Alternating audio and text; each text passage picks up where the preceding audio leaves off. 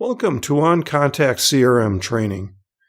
In this video, we will learn how to use the Not In search operator in CRM 10.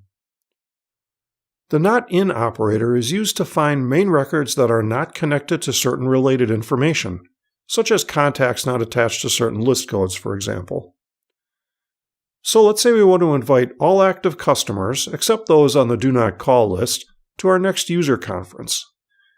We can use both in and not in to make sure we get the correct results.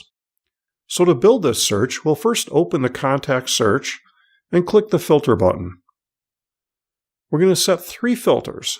For the first one, we'll choose the company status column. We'll use in for the operator, and then choose active for the value. We'll set the next filter column to contact list. We will use the Not In operator with 2018 user conference as the value.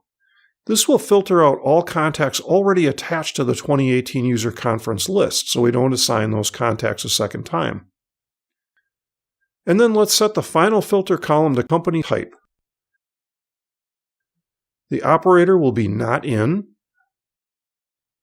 and the value will be Do Not Contact.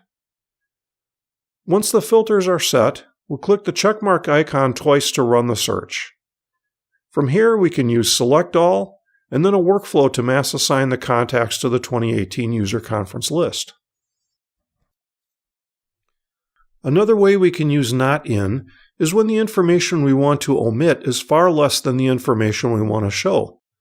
For example, let's say we want to send a mass emailing to all our international customers, and we happen to do business in many different countries.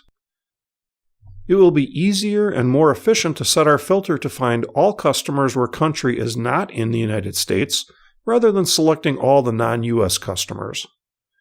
So for our filter, we'll first add country. We'll set the operator to Not In, and then the value to United States.